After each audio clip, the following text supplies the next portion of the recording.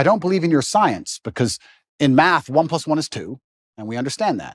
Whereas with what you teach, you can have a guy who doesn't drink alcohol because his dad was an alcoholic, and a guy who is an alcoholic because his dad was an alcoholic. So how can you have the same scenario and two completely different outcomes? Δεν είναι η ψυχολογία επιστήμη λοιπόν, λέει ο κύριος Στέιτ, όπως τα μαθηματικά, στα οποία 1 και 1 κάνει 2 και πάντα έκανε 2, ενώ στην ψυχολογία ένας άνθρωπος με αλκοολικό πατέρα μπορεί να βγει αλκοολικός, ενώ ένας άλλος με αλκοολικό πατέρα μπορεί να βγει μια χαρά. Η αλήθεια είναι ότι η ψυχολογία είναι επιστήμη σαν τα μαθηματικά και 1 και 1 κάνει 2 και στους ανθρώπους. Το πρόβλημα ποιο είναι? Ότι είναι πάρα πολλές μεταβλητές που πρέπει να λάβεις υπόψη. Ήτανε 2 άνθρωποι που είχαν και οι 2 αλκοολικό πατέρα. Μητέρα, αδέρφια είχανε. Αυτοί οι 2 άνθρωποι πώς είναι εμφανισιακά? Οι καθηγητές τους τι τους λέγανε στο σχολείο? Τι σχέση είχαν με τα άλλα παιδιά? Όταν λέμε ότι ο πατέρας ήταν αλκοολικός, δηλαδή τι έκανε? Έπινε και τα έδερνε ή έπινε και έπεφτε στο κρεβάτι και κοιμότανε? Τι χόμπι είχαν τα παιδιά στο σχολείο? Τι κλήσεις είχαν? Σε ποια μαθήματα ήταν καλοί και είχαν ταλέντο? Οι καθηγητές τους τι τους λέγανε για τις κλήσεις τους? Όλα αυτά και πάρα πολλά άλλα είναι μεταβλητές που πρέπει οπωσδήποτε να τις λάβουμε υπόψη, αλλά αν τις λάβεις υπόψη και τις προσθέσεις όλες μαζί, τότε ναι, βγαίνει μια τέλεια εξίσωση και όλα θα έχουν μια απόλυτα λογική εξήγηση.